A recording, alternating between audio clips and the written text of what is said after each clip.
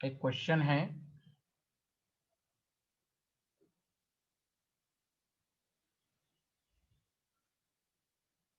which of the following pair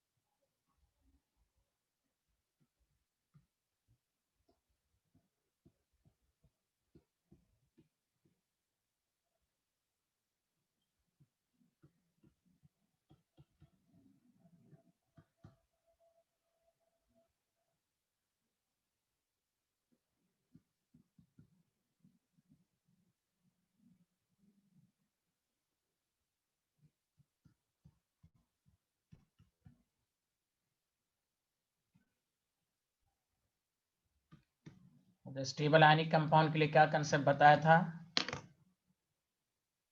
किसी को मालूम है?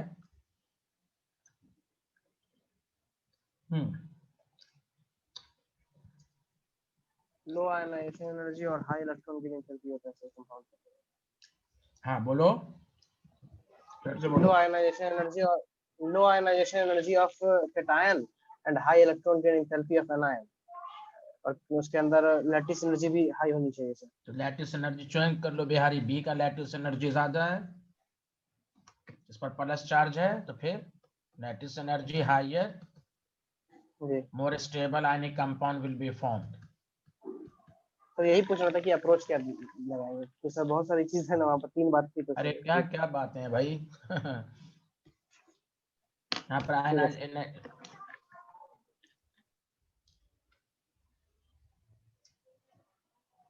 लैटिस एनर्जी ज्यादा, तो वो ज्यादा स्टेबल आयनिक कंपाउंड बनाएगा।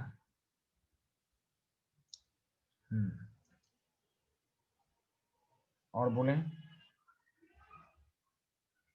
तो यहाँ पर बाकी 2 फैक्टर नहीं देखेंगे सर? बाकी 2 फैक्टर उससे भी ज्यादा फैक्टर है यार लैटिस एनर्जी, वो तो है। आयनाइजेशन एनर्जी का होना चाहिए, अभी इसमें आयनाइजेशन एनर्जी कैसे चेक करेंगे, सब अलग अलग है। Yes sir. लैटिस एनर्जी तो निकाल, लैटिस एनर्जी ज्यादा, स्टेबिलिटी ज्यादा। ओके, तो आपको कहा गया इलेक्ट्रॉन गेन एंथैल्पी ज्यादा, yes sir. Ionization energy will be minimum low, वही है। आयनाइजेशन एनर्जी के फॉर्म में पूछा जाए तो लो बोलेंगे, इलेक्ट्रॉन गेन एंथैल्पी। अब यहाँ पर तो सबका इलेक्ट्रॉन गेन एंथैल्पी अलग है, आयनाइजेशन एनर्जी है, तो लैटिस एनर्जी से कंसेप्ट लगाएं जो सबको बताएगा।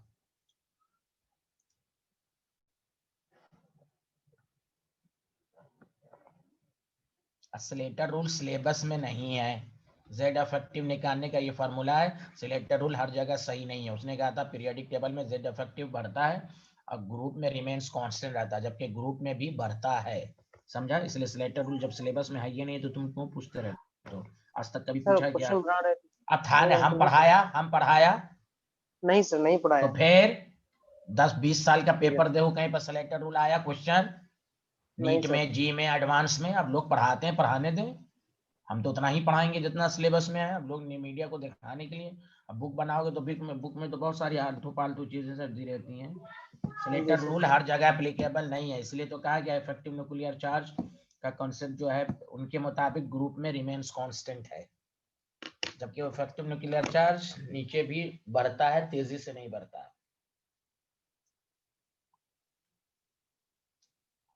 सिलेक्टर रूल निकालने का फॉर्मूला होता है, उसका फॉर्मूला यही है, जेड माइनस सिग्मा। सिग्मा को स्क्रीनिंग कांस्टेंट कहते हैं, एस ब्लॉक के लिए अलग है, पी ब्लॉक के लिए अलग है।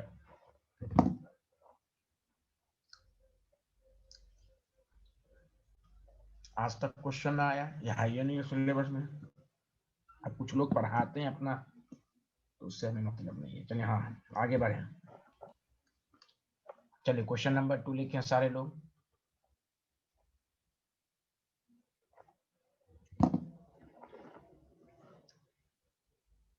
तो तुम तो बीएससी किए हुए हो तो तुम पढ़ो, तुम्हें क्या नहीं बताया, वो तो आता ही होगा सिलेक्टर रूल। सर बीएससी की ऐसा सब्जेक्ट है, सुनिएगा तो सर हंस दीजिएगा, तो छोड़िए। अच्छा चलो, विच of the following, which of the following. अच्छा पहले किसी को डाउट तो नहीं है क्लास के अंदर का? कोई डाउट है किसी को? कोई चीज ऐसी जो ना समझ में आए हो क्लास के अंदर का? कोई डाउट है अगर है तो? नहीं सर। तुमको नहीं है ना, और सबको है? Fauzia, Mohsin? No sir. No sir. No sir. No sir. हाँ चलिए।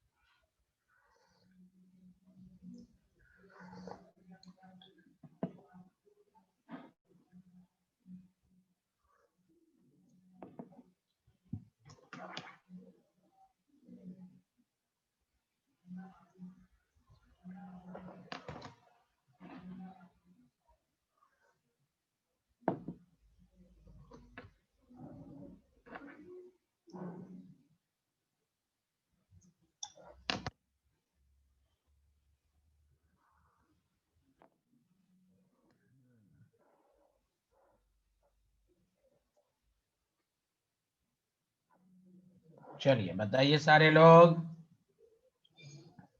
हेलो एवरीवन, बताइए किसके अंदर पाई बॉन्ड बनाने की टेंडेंसी ज्यादा है? बताओ ये क्वेश्चन। पाई बॉन्ड बनाने के लिए क्या बताया था मैंने? पाई बॉन्ड की टेंडेंसी कहाँ ज्यादा होती है? पाई बॉन्ड फॉर्मेशन टेंडेंसी कब मैक्सिमम होती है? जल्दी बताओ। आवाज नहीं आ रही है? साइज साइज जब बड़ी होती है साइज छोटा होता है। हाँ साइज छोटा होता है। वो पागल है ना, उसका लंबू है ना वो।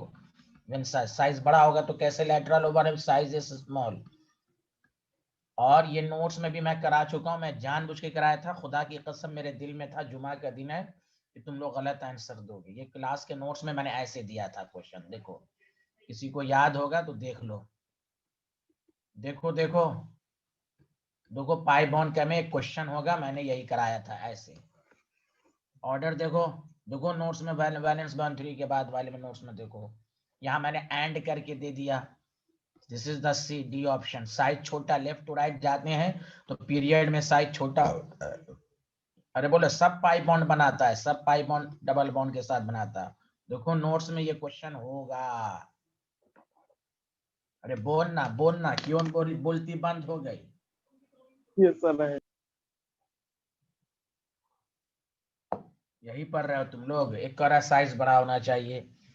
पाई बॉन्ड के tendency maximum when size smaller, तो देखो लेफ्ट टू राइट जाते हैं तो साइज घटती है। नोट्स में भी होगा, देखे कोई एक भी आदमी देखे नोट्स में है क्वेश्चन ये वाला? यस सर है।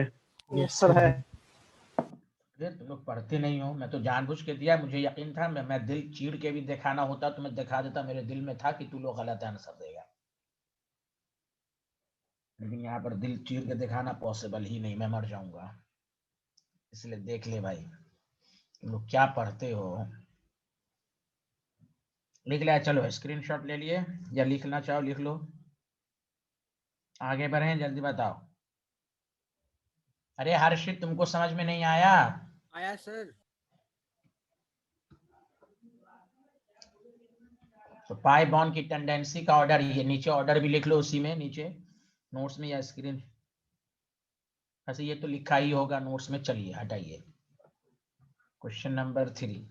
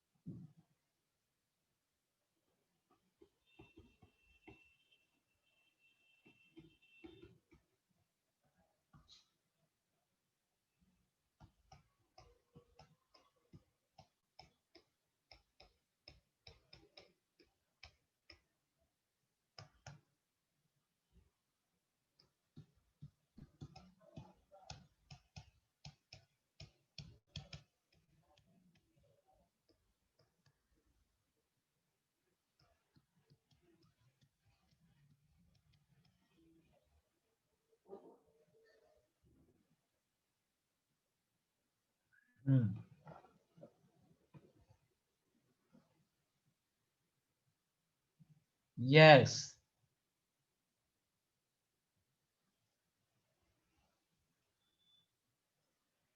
अरे बताओ तो answer, which correct order of bond strength.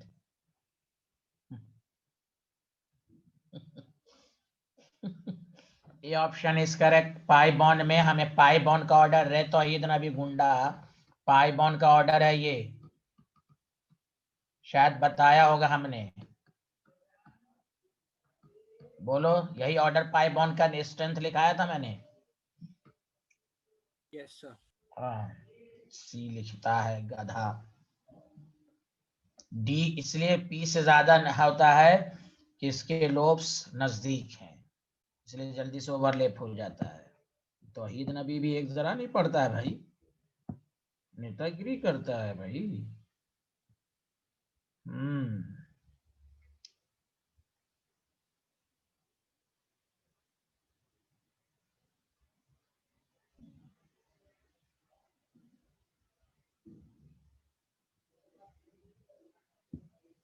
हम्म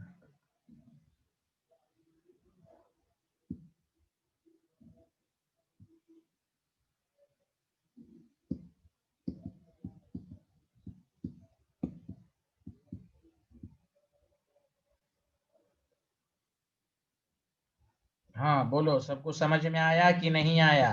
आया सर। Yes sir. तो देखो पाई बॉन्ड, इससे तो कोई रिवीजन हो रहा है जो भूल भलक क्या हो रहा है। यहाँ तक मैंने क्या कहा था कि जब n की वैल्यू डिफरेंट होगी तो हम किसको देखेंगे कि n is smaller, stronger overlapping takes place. n जब सेम होता है तो डायरेक्शनल ओवरलैपिंग को देखते हैं, तो 1s इसलिए स्ट्रॉन्गर है। बाकी ये तो यहाँ पर ये गलत है। ये तीनों ऑप्शन आगे बढ़े, बताइए। Yes sir.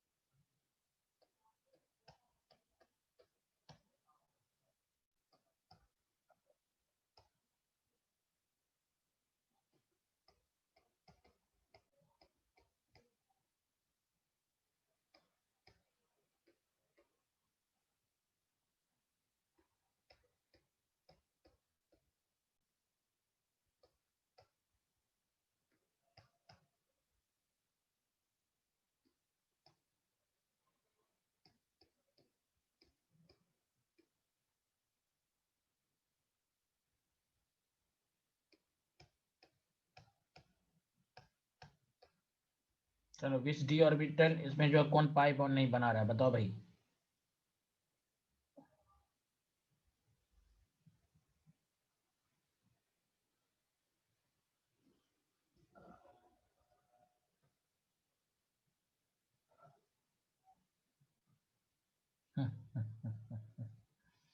ए सर। हम्म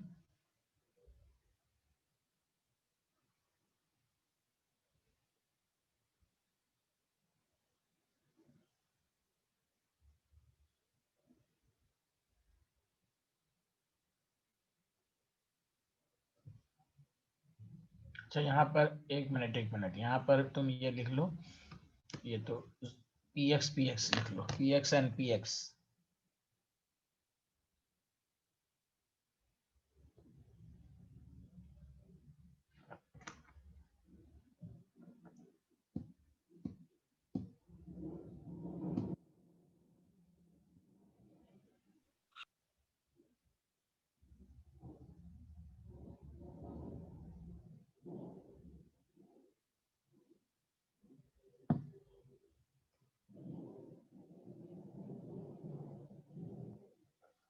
कौन पाई बॉन्ड नहीं बना रहा बताएं। C. सी, सी तो पाई बॉन्ड क्यों, पी एक्स बना सकता। A option is correct. देखो नोट्स में लिखवाया था कि D X square minus Y square, देखो कल ही या परसों की क्लास में बताया था, D Z square can't form pi bond. कहीं पर लिखाया होगा मैंने, बताओ। Pi yes sir. बॉन्ड, हाँ, D X Y D Y Z and dzxe can form pi bond.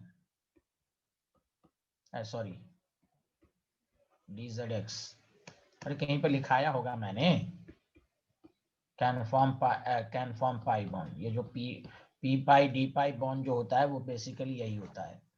बोलो कि सबको समझ में आया, हाँ या ना, जल्दी बताएं। Yes, sir. Hello everyone.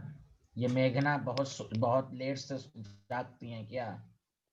Sir मुझे लगा दूसरी आईडी पर है क्लास। 6-9 पर होती है। अल्लाह की विशेष अनायत हो आप पर। लिख लिया सारे लोग, हाँ या ना, जल्दी बताएं। Yes sir. हाँ यस हेलो सर। तो ये आपको जानना चाहिए कि भाई पाई बॉन्ड कौन डी ऑर्बिटल नहीं बनाता है। पीएक्स में तो हो सकता है, वो डिपेंड करेगा इंटरन्यूक्लियर एक्सिस पर।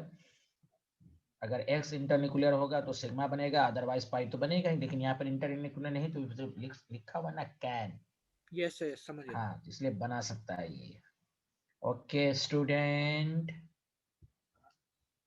या Yes, sir. Next question.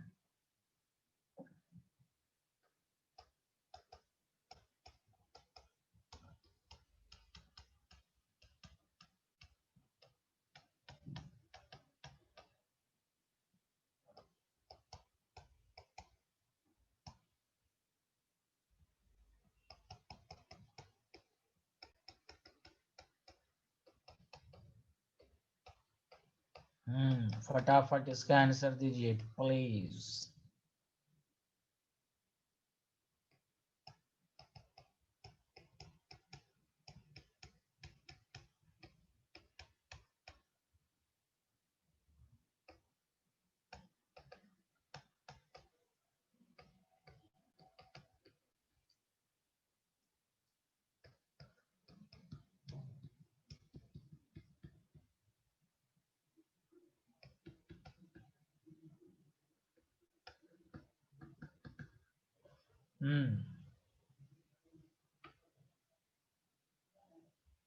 हाँ, थर्मल, ये कोवैलेंट कंपाउंड है। यहाँ पर थर्मल स्टेबिलिटी के लिए क्या कंसेप्ट लगा उसको बता सकता है? लैटिस एनर्जी का कंसेप्ट सर। गधा है ये लड़का, लैटिस एनर्जी आयनिक कंपाउंड में लगता है। कुछ भी नहीं पड़ता है यार। Bond energy. Bond हाँ energy. यस, फिर yes, covalent compound, ionic compound, यहाँ covalent compound, bond energy. Bond energy पर होता है। आयनिक कंपाउंड में दो बातें हैं, अगर monoatomic anion lattice energy, polyatomic anion है कोवेलेंट कैरेक्टर। यही था ना थर्मल स्टेबिलिटी का, यही 3 कांसेप्ट था, बोलो यार। Yes, sir.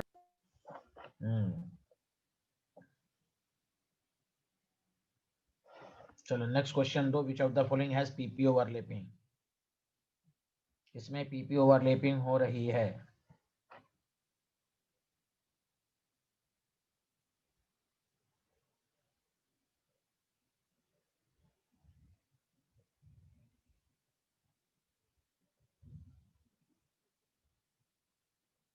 Hmm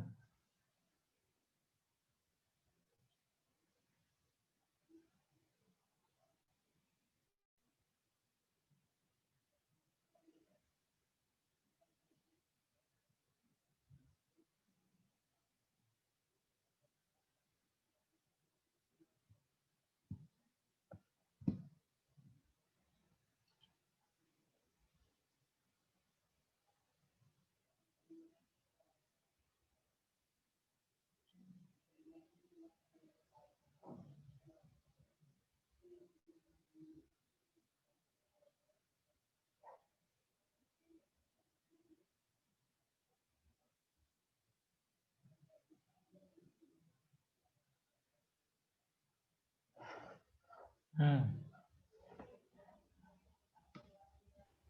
A. Harshit, हाँ A is the correct answer. CL में है भाई पीपी ओवरलैपिंग, देख लो यहाँ एस और पी है, यहाँ तो ऑक्सीजन में लास्ट में पी में अनपेयर्ड आएगा, यहाँ एस है, नाइट्रोजन के लास्ट में पी में अनपेयर्ड है, यहाँ से सीएल में लास्ट में पी है, दूसरे सीएल में भी पी है। अरे बोलो आया। Yes, sir.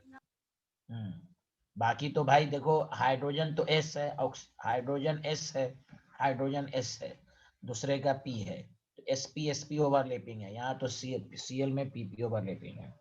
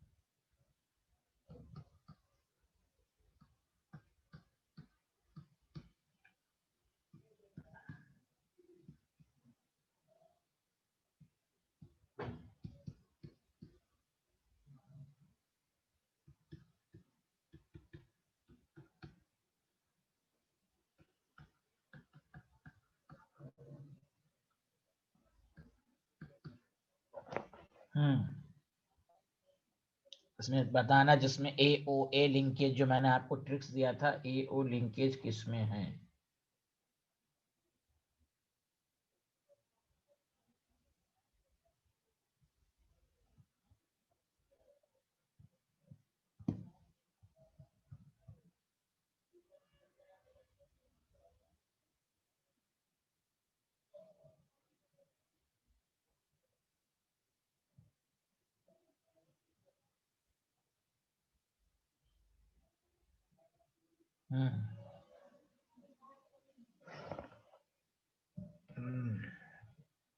बी बोल रही है बेचारी, 2 और 3। 2 और 3 कह रही है बेचारी।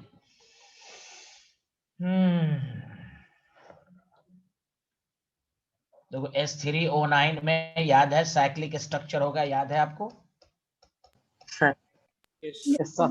तो AOA तो हो गया, इसमें AOA हो गया, एक तो इसमें हो गया, साइक्लिक स्ट्रक्चर है, बनाने भी आना चाहिए।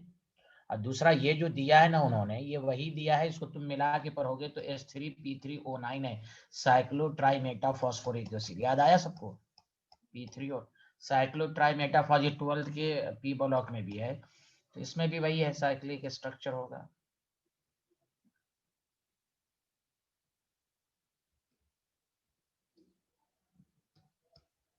अरे बोलिए ना, मैंने बताया था ना double bond Yes, sir. OH OH है तो OH है को H को हटा दो, O माइनस हो गया। This is style. इसमें भी तो AOA है ना, XOX का मतलब है, बाकी में नहीं होगा, बाकी में नहीं होगा। अरे बोलिए ना हाँ या ना।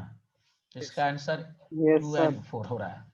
S4O6 में तो एकदम सिंपल है ये थायोनिक सीरीज। थायोनिक सीरीज अभी पढ़ाया भी नहीं है आपको, थायोनिक सीरीज है ये, समझा।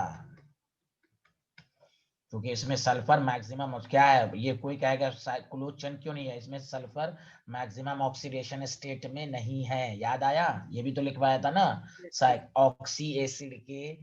ऑक्सी एसिड के साइक्लिक स्ट्रक्चर को होने के लिए जरूरी था उसमें central atom maximum oxidation state में होती है। यहाँ सल्फर मैक्सिमम नहीं है, इसलिए सिंपल लिंकेज होगा, इसलिए इसमें नहीं है। S2O5 में तो ऐसे भी नहीं है। अरे बोलो ना, इसमें तो SOS होगा। Yes, sir.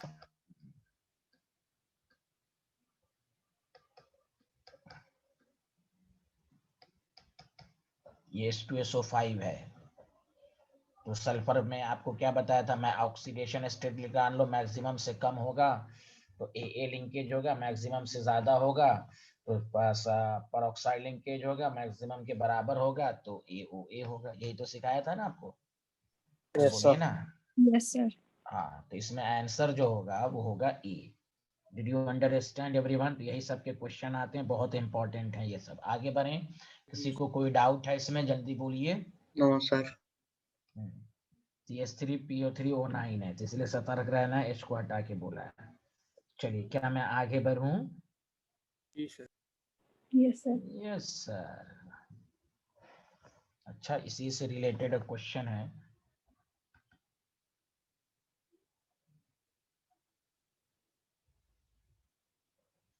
The lowest number of XOX linkage is the following molecule.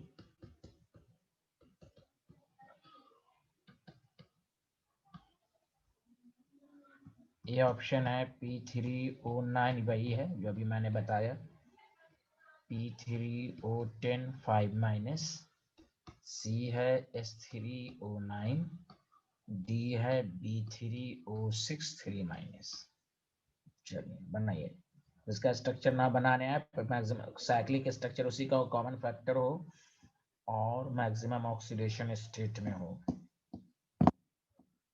इसमें AAO लिंकेज सबसे ज्यादा है।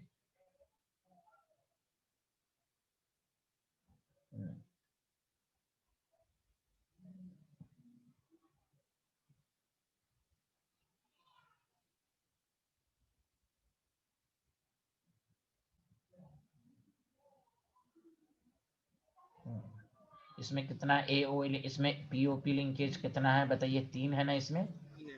इसमें SOS लिंकेज भी 3 है, बोलो हाँ या ना। Yes sir. अच्छा, P3 में ऑक्सीडेशन स्टेट निकालो तो कितना आ रहा है P में?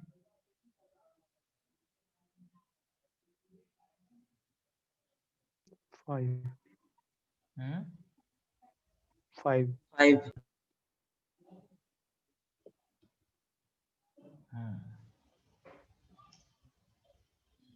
और इसमें कॉमन फैक्टर तो है नहीं, तो क्लोज चेन नहीं बनेगा तो क्या बनेगा, क्या बताया था जब 3 से ज्यादा, तो बताया था ना। देखो क्या लिखा हुआ है, लीनियर चेन फॉर्म होगा, बताओ। लीनियर चेन होगा ना POP में। जी सर। तो POP करते रहो।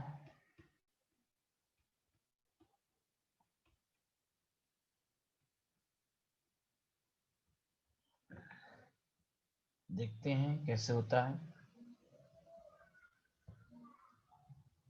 O- है 3 3 6, 3 3 6 2 8 हो गया ना। और बोलो ना। Yes sir. आपके पास O5 है, O पे 5 है, इसका मतलब ये है 2 2 4,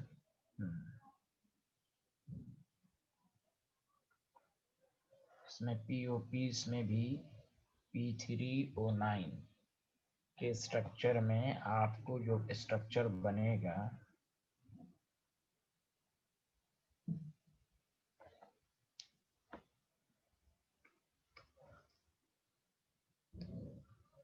PO5 का मतलब हुआ यहाँ भी O- होगा, यहाँ भी O- होगा। इस फास्फोरस का ऑक्सीडेशन स्टेट कितना है? +2 +1 +1, ठीक है भाई, 3 है, 5 है, 3 3 6 2 8, हमें 2 और चाहिए।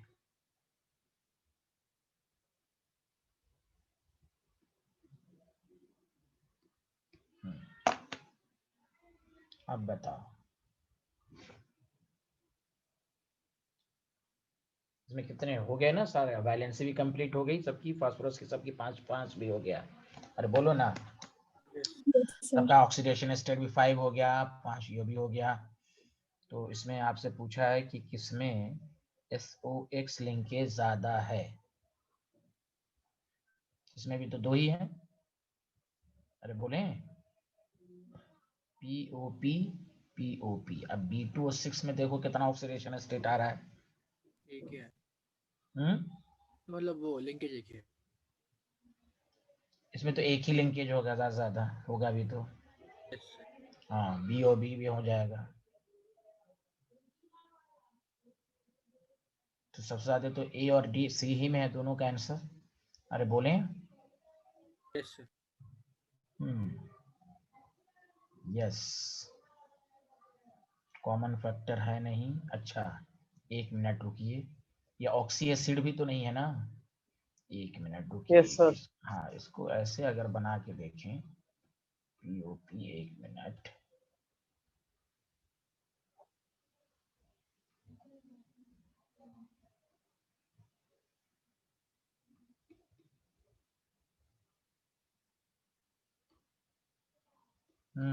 एक, दो, अच्छा 4 फास्फोरस हो गया, सॉरी। POP, P3 है ना? Yes, sir. इसमें देखें तो कितना आ रहा है, ये तो P3O9 ही हो जाएगा ना, P3O9 हो जाएगा।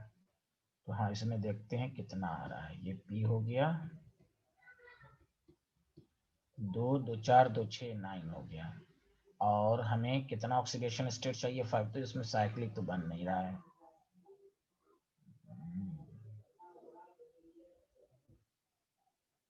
1 2 3 4 2, तो साइक्लोमेटाफॉस्फेट, ये तो ये हो गया P3O9। तो सबसे ज्यादा इसमें आंसर जो होगा वो A भी होगा और C भी होगा। ओके, अच्छा लोएस्ट पूछ रहा है ना, सॉरी। अरे तो सही तो है भाई, तो मैं उस वक्त से कंफ्यूज हूँ। लोएस्ट, तो लोएस्ट जब पूछ रहा है इसमें तो लिंक B, अच्छा B2 इसको भी चेक कर लो। B2, अच्छा सॉरी, इसमें B3 करो भाई, B3O6 का स्ट्रक्चर बना, इसको चेंज करो। इसमें तो 2 है, चलिए हाँ, POP लिंकेज इसमें 2 है, चलो भाई। तो कह रहे B3O6 का में देखो बोरॉन का हाइब्रिडाइजेशन है, ऑक्सीडेशन स्टेट कितना है ये बताओ?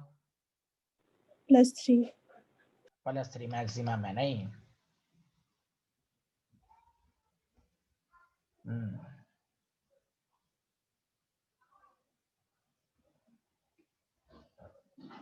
तो BOB देखते हैं। B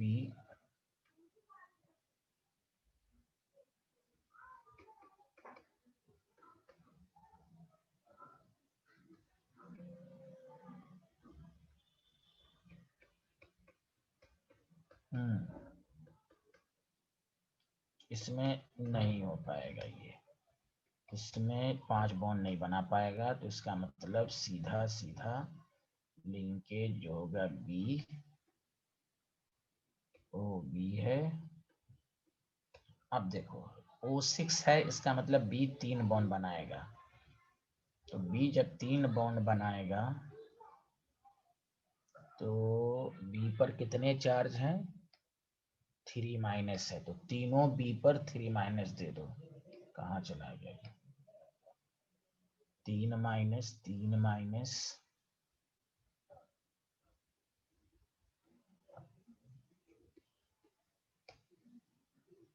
मतलब 4 बॉन्ड बनाया। 4 बॉन्ड है तो अब कितने बी हो गया? 6 हो गया। कितने हो गए? 1 2 3 4 5 6 है ना इसमें। अरे यार बोलो ना, सर 6 हर है एक ना। बी पे एक ओ नेगेटिव, हाँ हर एक बी पे एक ओ नेगेटिव। नहीं, बी 3 4 बॉन्ड बनाएगा तो ऐसा करते हैं ना, ऐसा कर देते हैं B O B B O B B O B. पहले आपको यहाँ पर बी पर जब 3 4 है ना, 4 बॉन्ड बनना है इसमें, तो साइक्लिक स्ट्रक्चर्स में आपको यहाँ पर इस तरह कर दिया, इस तरह कर दिया, तो बी 3 बॉन्ड बनाया, कोई 2 बी पर 4 बॉन्ड बनेगा। तो लेकिन 3 बी पर आपको OH है, मान लो यहाँ सर पर लेकिन वो O oxygen minus O minus 3 2 कितने हो गए बी? सिंपल इसको ऐसे कर दो ना यार, कुछ नहीं है, O O कर दो और जिस बी पर नेगेटिव चार्ज है वही आपको ये बना। आप कितने हो गए? 3 सात ऑक्सीजन, नहीं नहीं, 7 ऑक्सीजन कितने हो गए? Oxygen 7 oxygen. 7 ऑक्सीजन 7 कैसे हो गए? 1 सर 2 3 4। सर ये बीच हाँ वाला हट जाएगा। सर हाँ बीच वाला। हाँ बीच वाले को हटा दो। नहीं, बीच वाले को हटाना है तो अब कितने बी पर नेगेटिव हो गए? हाँ सर 3 ये नेगेटिव। कितने नेगेटिव पहुंच रहा है वो? कितने 3 नेगेटिव दे रहा है? 3 नेगेटिव। नेगेटिव दे रहा है। ये बोरॉन कितने? 3 नेगेटिव है ना। Yes sir. हाँ। अब कितने हो गए ऑक्सीजन? 6 हो गए ना। Yes sir. जी हाँ सर। तो चलो, हाँ तो इसमें भी बीओबी लिंकेज कितने हैं जल्दी बताओ। 3 है। 3 और सबका ऑक्सीडेशन स्टेट +3 हो रहा है, बीओबी 3 है। तो सबसे कम किसमें बना? इसका स्ट्रक्चर ड्रॉ, पहले इसका स्क्रीनशॉट लो। तो B option is the correct answer. ठीक है, सबसे मिनिमम है इसमें। चलो इसका स्क्रीनशॉट लो।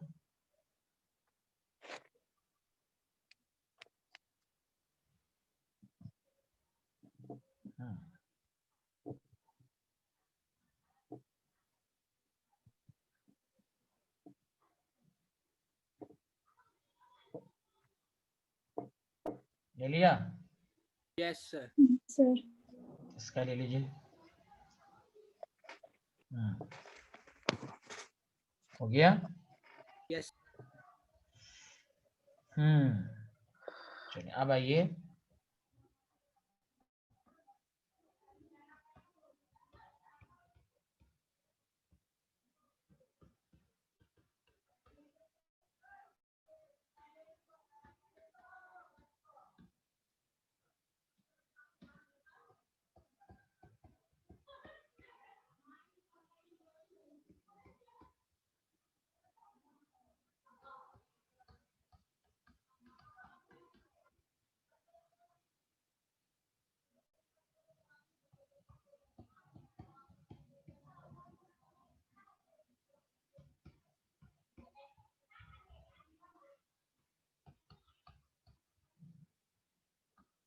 चलिए तो आंसर दे सकते हैं, जल्दी बनाइए आप।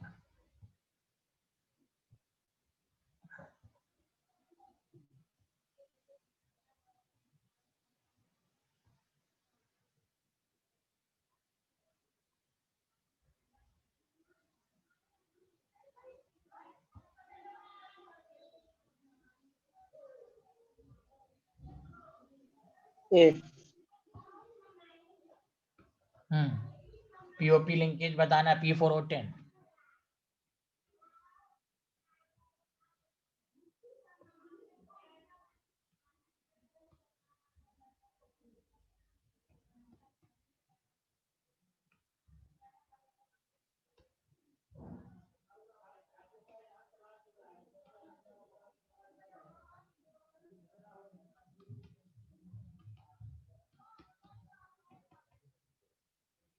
तो पीओपी लिंकेज इतना, पीओपी लिंकेज इसमें कितना है जल्दी बताओ? P4O10 में 6 6। अच्छा, P4O6 में मैंने आपको ट्रिक्स दिया था, 4 या 12 प्लस 3 ऑक्सीडेशन स्टेट है। Yes, sir. हाँ, PP सबका ऑक्सीडेशन स्टेट 3 होना चाहिए, आपको इस तरह बनाना है। तो ये तो POP तो होगा ही। अब P4O6 है, दिस इज स्टाइल। तो ए कितना इसमें 6 है, हाँ या ना, ए ऑप्शन है। जी सर। सबको समझ में आया? Yes, sir. Yes sir. ये तो बना नोट्स में भी होगा, आपको बना हुआ होगा। नोट्स में है sir. Which of the following species exhibits the diamagnetic behavior?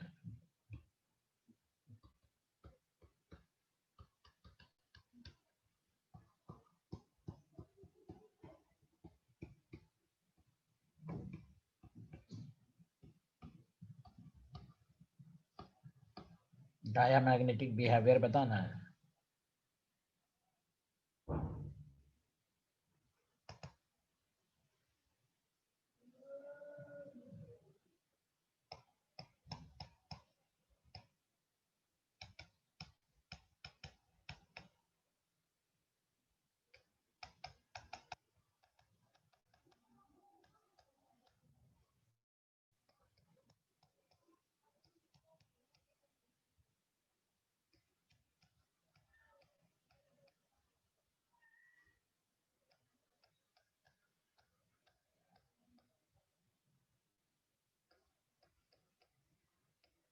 इसका आंसर दो।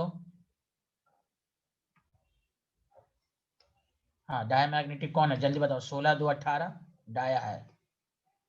O2 प्लस 16 1 15 पैरा है। पैरा है ये। O2 पैरा है, 16 है लेकिन पैरा है। NO पैरा है। तो ए ऑप्शन है सबका, बोलो हाँ या ना। अरे Yes, बोलो ना, कोई मॉलिक्यूलर ऑर्बिटल 3 लिखने की जरूरत नहीं, जी जो आपको सर। ट्रिक्स दिया गया। हाँ, जो आपको ट्रिक्स दिया गया उसी के बेसिस पर लिखिए। उसके बाद वाला आंसर दीजिए।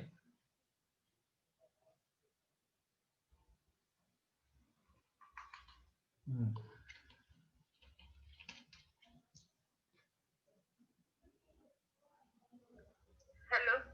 हाँ, अस्सलाम वालेकुम। वालेकुम अस्सलाम। इमरान सर बोल रहे हैं? जी जी। अच्छा, इस वक्त आप क्लास तो नहीं रहे, कभी मैं डिस्टर्ब कर रही हूँ? हाँ, क्लास ले रहा हूँ। अच्छा, तुझे बात दे रही हूँ तो मुझे टाइम बता दीजिए। आप कौन? मेरे को ट्यूशन लगवाना था अपने बेटे का। अच्छा अच्छा, मैं बात करता हूँ आपसे। ठीक है, ओके। हाँ ठीक है, आप फ्री होके कर लीजिए। Okay okay. हाँ, बताओ रे, इसका किसका आंसर, क्या आंसर है बताओ ना। मेघना, सब लोग आंसर दें। इसका आंसर डी ऑप्शन है। सब ऐसा सोच रहे हैं नहीं।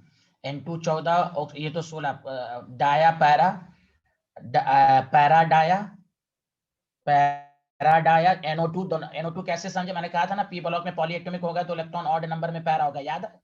डाया। Yes, sir. हाँ, अरे यार कोई बोल ही जी नहीं रहा सर। यार। हाँ, यस अब सर। तुमको, और ऐसे भी तुम्हें मालूम होना चाहिए NO2 में ऑड इलेक्ट्रॉन होता है। तो पैरा दोनों, ये भी पैरा, 16 वाला भी पैरा होता है इवन में। Any problem? No sir. No, sir. Yes.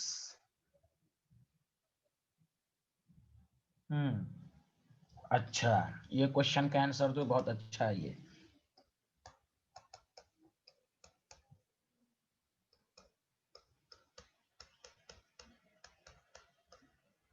Which of the following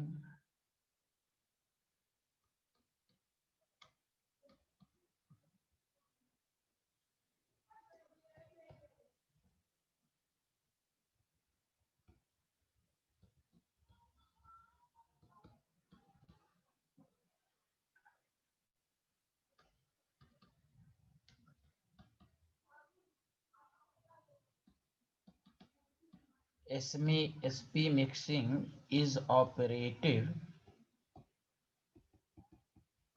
चाहे ऑपरेटिव हो या ना हो, यह हमेशा सेम मैग्नेटिक, यानी मान लिया पैरा है तो चाहे SP रहे ना रहे, मैग्नेटिक नेचर सेम है। मतलब अगर वो पैरा है तो हर केसेस में पैरा ही है।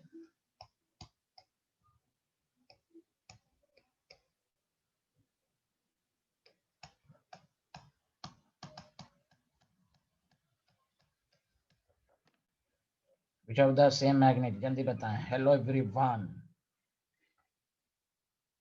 इसमें कौन ऐसा है जिसका sp मिक्सिंग दोनों रहे न रहे सेम मैग्नेटिक नेचर हो?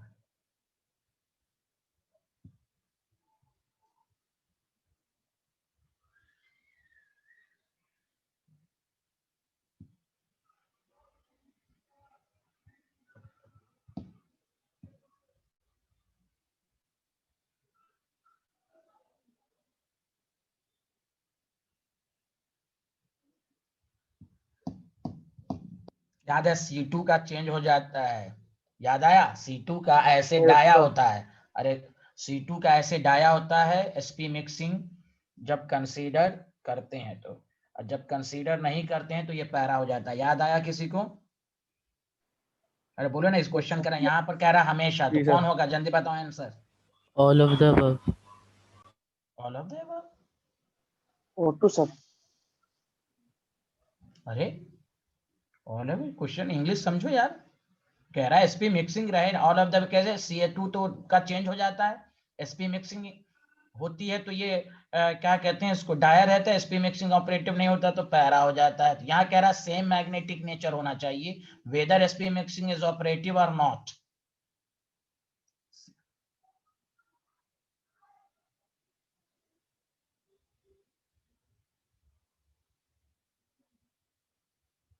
क्या होगा? O2। O2 हमेशा पैरामैग्नेटिक होगा, चाहे तुम sp मिक्सिंग कंसीडर करो या ना करो, हमेशा देख लो, चेक कर लो। अरे बोलो, मैं बता रहा हूँ चेक करके। अरे यार बताओ, समझ में आया? तुम लोगों को इंग्लिश समझ में नहीं आई? ये समझ में आया क्वेश्चन? जी सर। क्वेश्चन ये Yes, कह sir. रहा है कि sp मिक्सिंग कंसीडर करें या ना करें, हमेशा से हम तो O2, जैसे C2 का चेंज हो जाता है, C2 में क्या होती है? sp मिक्सिंग होती है, तो sp मिक्सिंग होती है तो ये तो डाया रहेगा। लेकिन इस पर एक क्वेश्चन IIT में भी आ चुका है कि अगर हम sp मिक्सिंग कंसीडर ना करें तो क्या होगा, तो ये पैरा हो जाता है। यहाँ पर कह रहा है sp मिक्सिंग हो ना हो, O2 का चेक कर लो। चलो O2 में तो तुम चेक कर चुके हो कि पैरा है, विदाउट sp मिक्सिंग चेक कर चुके हैं ना हम लोग। O2 में sp मिक्सिंग नहीं होती है, याद करो। जी सर, चेक कर चुके हैं। हाँ, अब देखो, अगर हम इसमें sp मिक्सिंग कंसीडर करते हैं तो देखो क्या होता है, देख लो। अब पाई पहले आ जाएगा, एक तो चेक हम लोग कर ही चुके हैं कि ये पैरा है रूल के मुताबिक, लेकिन कह रहा है कि चाहे कंसीडर करें ना करें, तो देख लेते हैं इसमें भी। 2 2 4 2 6 2 8 2 10 2 12 2 14 15 16, अभी भी पैरा ही है कि नहीं? हेलो, अरे बोलो ना, सेम मैग्नेटिक Yes. नेचर। अरे बोलो भाई। जी सर। हाँ, तो लोगों ने इंग्लिश समझा, ऑल एफ क्यों बोल रहे हैं भाई? ठीक है।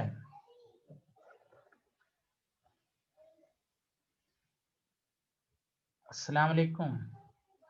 वालेकुम सलाम, क्या हाल है शाहनवाज? अल्हम्दुलिल्लाह। मैं आपको कॉल बैक करूं 10 मिनट के बाद, मैं क्लास में हूँ थोड़ा। मिस कॉल कर देना, हम कर लेंगे। ठीक ठीक ठीक ठीक है, ठीक है, ठीक है, ओके अस्सलाम।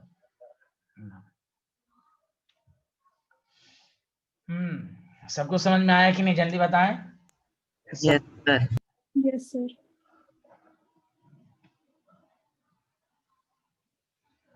अरे तुम ध्यान कहाँ देते हो यार? तुम्हारा जबकि नाम तौहीद है, तुम्हारा तौहीद का मतलब होता है एकसु दिमाग रहना है, एक वन दिमाग ओनली। तुम असल में नशा करते होगे। ओके, ध्यान नहीं दिया। हम उस वक्त से कह रहे हैं क्वेश्चन में ध्यान देना, इसलिए प्रैक्टिस क्यों जरूरी रहता है। जैसे आज के दिन क्वेश्चन डिस्कस हो रहा है, उसका मतलब यही है कि मान लो ये पेपर आपका हो रहा है, ध्यान देना, इससे अपनी कमी दूर होगी।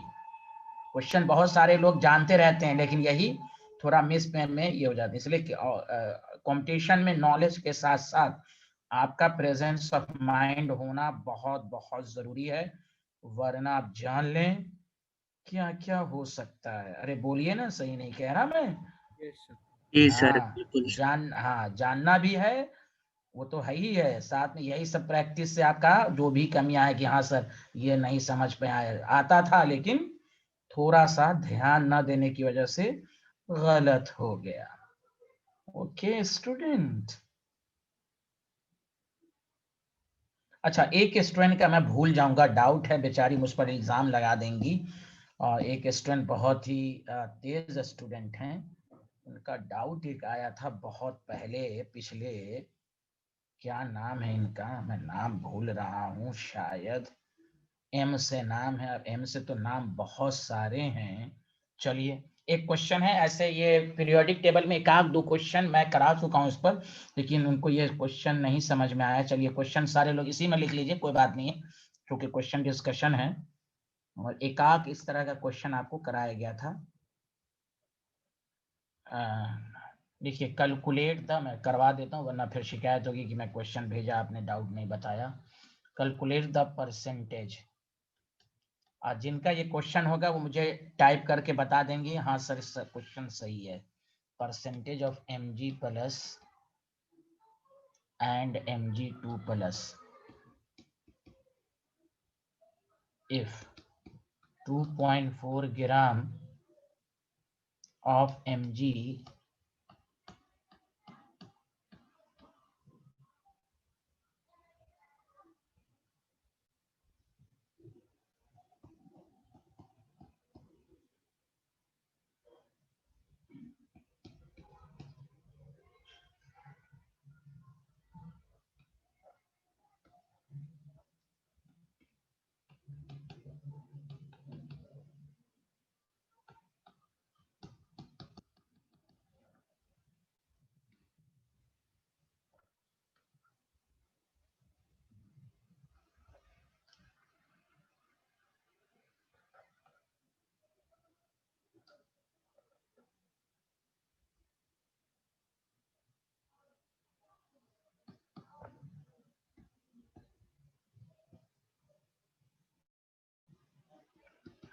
ये डाटा सही है, जिन्होंने क्वेश्चन भेजा था चेक कर लें अच्छे से कि कोई डाटा में चेंजिंग तो नहीं है, वरना बाद में इल्जाम लगाएंगी। क्या डाटा सही है जिन्होंने पूछा था? सर 700 और 1400। 700 एंड 1400। चलिए तो इस तरह के एक आध दो क्वेश्चन हुए थे कि calculate the percentage of Mg and Mg plus 2 2.4 gram of the magnesium absorb 100 kilo joule. Absorb करने से ही आयंस बनते हैं। I1 I2 दिया हुआ है, लिख लिया सारे लोग? हाँ या ना जल्दी बता दो। Hello everyone, Yes. ये क्वेश्चन लिख लो भाई, लिख लिया? आगे बढ़ें। जी सर।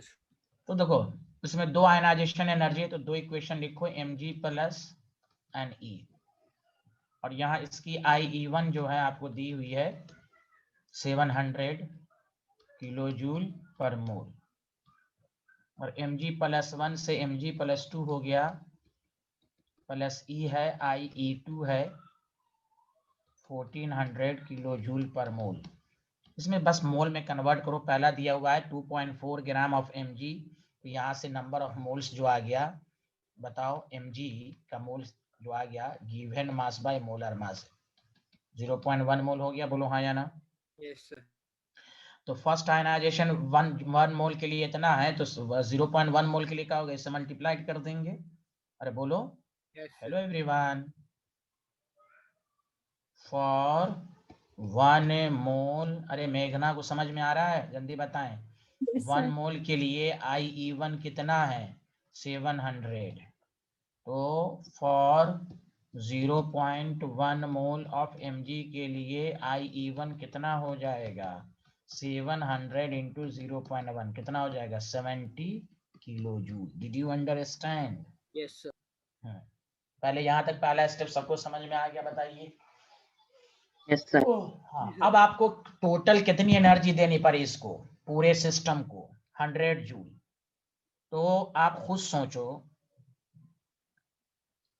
अब हमें Mg, मेन मकसद ये है कि Mg से Mg प्लस 2 की IE2 तो दिया हुआ है, Mg प्लस से Mg प्लस 2 में कितना मोल कन्वर्ट हुआ ये नहीं दिया हुआ है। यहाँ तो सिंपल लिखा हुआ था कि Mg एब्जॉर्ब 100 किलो जूल, इसलिए Mg का आपने मोल्स निकाल लिया, तो Mg से पहले Mg प्लस बनेगा। तो ये बात तो क्लियर हो गई कि 0.1 मोल ऑफ Mg कन्वर्ट हो गया Mg प्लस में। अब Mg प्लस का कितना मोल Mg प्लस 2 में हुआ ये आपको नहीं दिया हुआ है। सबको समझ में आया हाँ या ना? Yes sir. तो कोई बात नहीं है कि आपको खुद सोचिए, टोटल एनर्जी जो एब्जॉर्ब है जो दिया गया वो है आपका 100।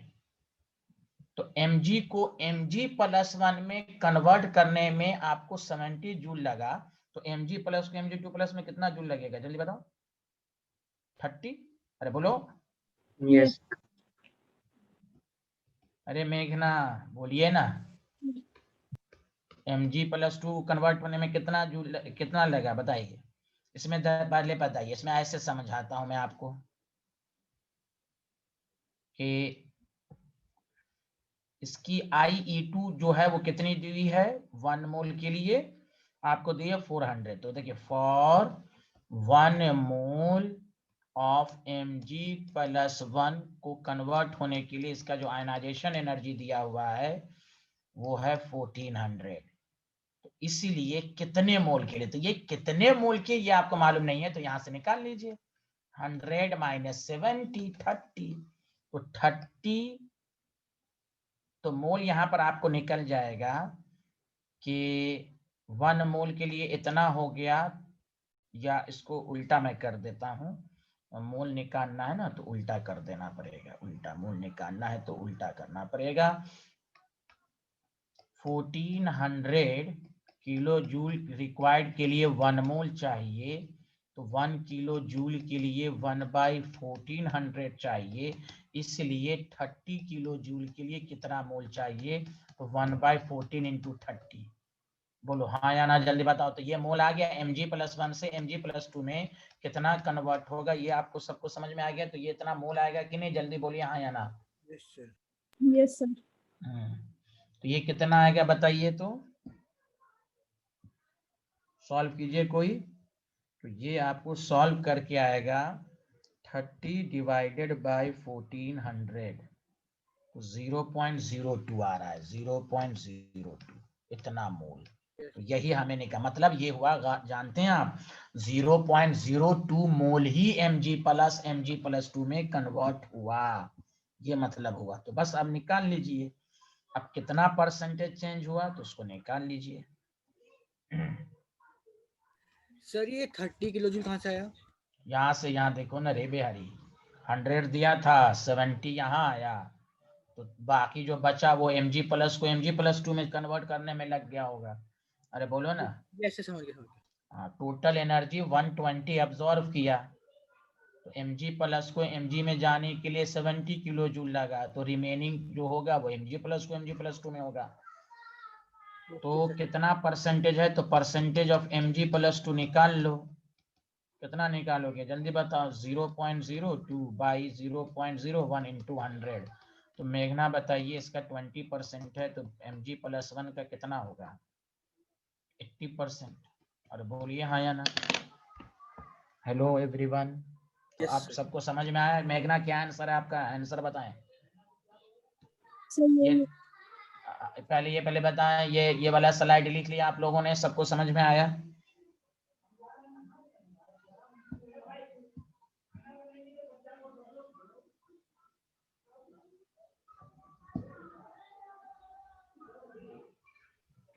Mg से Mg+ वाले 100% नहीं होंगे? नहीं, 100% कैसे हो जाएंगे? कोई भी चीज 100% कैसे हो जाएगी? 80% है ना, 80% ज्यादा पोर्शन में हुआ, इसलिए कम जूल लगा, कम एनर्जी लगा ना, आसानी से हो गया। इसको 1400 लग रहा है, इससे बात साबित क्या हुई कि थोड़ी सी एनर्जी। भाई जब 2 आयनाइजेशन एनर्जी दी हुई है तो कैसे एक 100% हो जाएगा? अरे बोलिए ना।